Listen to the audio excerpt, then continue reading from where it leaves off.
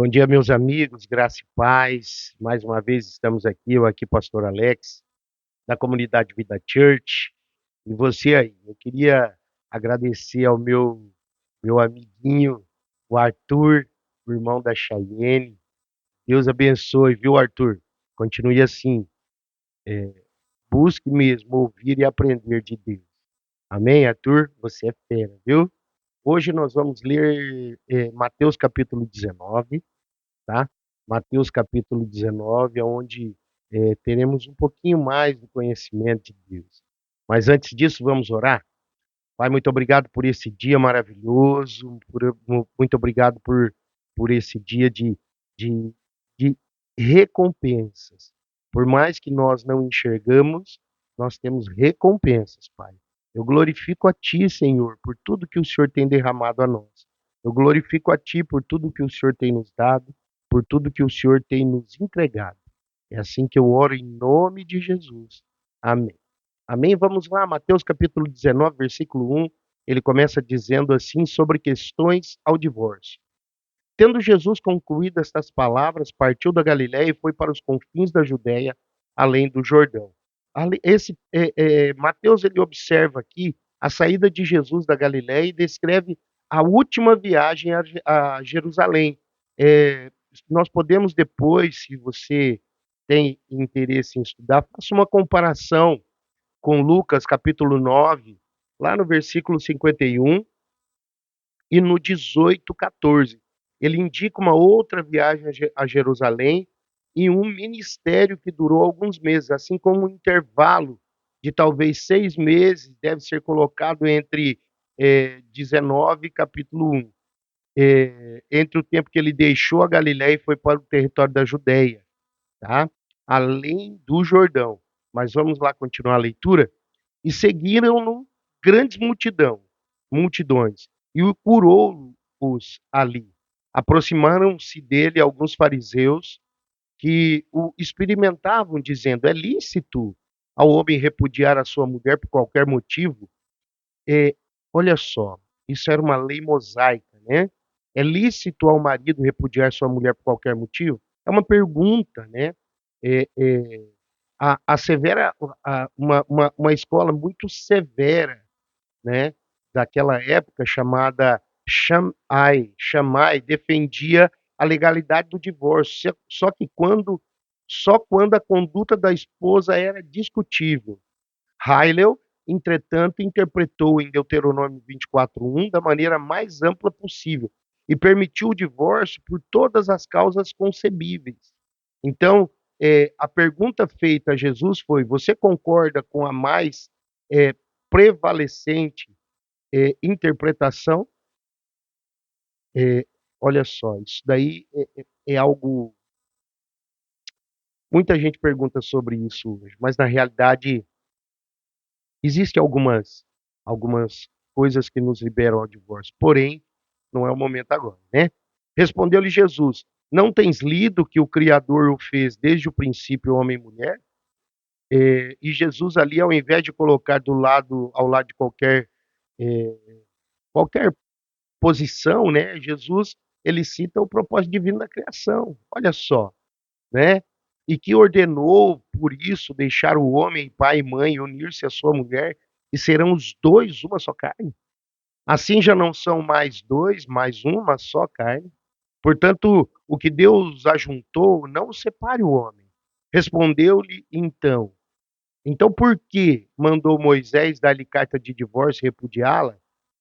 Olha só, essa citação que eles fizeram de Moisés, dessa carta de divórcio, ela vem em oposição ao que Jesus estava tentando explanar ali, né? Eh, eles provaram, eles queriam provar que Jesus não sabia interpretar o regulamento, pois eh, essa, podemos dizer, provisão mosaica era uma proteção contra as mulheres e contra os caprichos, né? Disso, né? Não era uma autorização para os homens se divorciarem à vontade. A gente precisa interpretar o que a lei fala, né? era a carta de repúdio, né? Disse-lhe eles, lá no 8, pela dureza dos vossos corações, Moisés vos permitiu repudiar vossas mulheres, mas não foi assim desde o princípio. Eu vos digo, porém, que qualquer que repudiar sua mulher, a não ser por causa de infidelidade, e casar com outra, comete adultério. E o que casar com a repudiada também comete adultério. Você consegue perceber junto comigo que ali houve uma, uma, uma eh, a lei ficou mais rígida, rígida. Perceba nisso. Disseram-lhe os discípulos: se tal é a condição do homem relativamente à mulher, não convém casar? Ele, porém, disse: nem todos podem aceitar essa palavra, mas somente aqueles a quem é dado. Somente aqueles a quem é dado.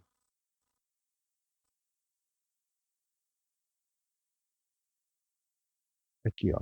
Disseram-lhe os discípulos: se tal é a condição do homem, né? Ele diz ali assim: ó, se você não está preparado para encarar as peripécias do casamento, não case. Porque há eunucos, no 12, porque há eunucos que nasceram assim, e há eunucos que pelos homens foram feitos tais, e outros há que assim mesmo se fizeram eunucos por causa do reino dos céus. Quem pode aceitar isso, aceite-o, né? São escolhas. Então lhe trouxeram crianças para que lhes impusesse as mãos e orasse. Mas os discípulos os repreenderam. Jesus, porém, disse: Dai às crianças, deixai as crianças e não as impeçais de virem a mim, porque de tais é o reino dos céus. E depois lhe impôs a mão, partiu dali. Eis que se aproximou dele um jovem e lhe disse: Mestre, que bem farei para conseguir a vida eterna? Respondeu-lhe: Por que me perguntas sobre o que é bom? Um só é bom, mas se é que queres entrar na vida, guarda os mandamentos. Perguntou-lhe ele: Quais? Respondeu-lhe Jesus: Não matarás, não adulterarás, não furtarás, não dirás falso testemunho, honrarás teu pai e tua mãe, amarás o teu próximo como a ti mesmo. Disse-lhe o jovem: Tudo isso tenho guardado, que me falta ainda? Disse-lhe Jesus: Se queres ser perfeito, vai, vende o que tens e dá aos pobres, e terás um tesouro no céu. E vem e segue-me. Olha só, eh, se queres ser perfeito ali, essa palavra, né? A gente precisa entender que ela fala sobre completo, maduro, sem a falta que ele sentia haver, entendeu? Ser perfeito é estar por completo, cheio de tudo aquilo que nós buscamos. Mas olha só o jovem. Mas o jovem, ouvindo essa palavra, retirou-se triste, porque possuía muitos bens. Disse então Jesus aos discípulos: Em verdade vos digo que um rico dificilmente entrará no reino dos céus. E outra vez vos digo que é mais fácil um camelo passar pelo fundo de uma agulha do que entrar um rico no reino dos céus. Camelo e fundo de uma agulha tem significado literal, tá? É comprovado por um provérbio talmúdico semelhante, usando com a figura de um elefante. É, talmúdico, que é do Talmud, né? Do livro, do livro, do livro dos judeus, né? Quando os seus discípulos ouviram isso, ficaram grandemente maravilhados e perguntaram: Quem pode então ser salvo? Jesus, fixando neles o olhar, respondeu: Aos homens é impossível, mas a Deus tudo é possível. Então Pedro, tomando a palavra, disse-lhe: Eis que nós deixamos tudo e te seguimos. Que recompensa, pois, teremos nós? Ao que lhes disse-lhe Jesus: em verdade vos digo, e a vós que me seguistes, que na regeneração, quando o Filho do Homem se assentar no trono da sua glória, sentar-se-vos-ei também vós sobre os 12 tronos, para julgar as 12 tribos. E todo o que tiver deixado casas, ou irmãos, ou irmãs, pai, mãe, filhos ou terras, por amor do meu nome, receberá 100 vezes tanto e herdará a vida eterna. Entretanto, muitos que são primeiros serão últimos, e muitos que são últimos serão primeiros. Amém? Eh, eu queria falar, antes de encerrar, eu queria falar do versículo 29. Você reparou que mais uma vez ele diz: "E todo o que tiver deixado casas, ou irmãos, ou irmãs, ou pai ou mãe, ou filhos ou terras, por amor de meu nome, receberá 100 vezes tanto e herdará a vida eterna". Por que que ele não fala mulher? Gente, por que que ele não diz a mulher? Ele acabou de dizer que o homem e a mulher, quando se unem maritalmente, né, é no momento da cópula, eles são um só.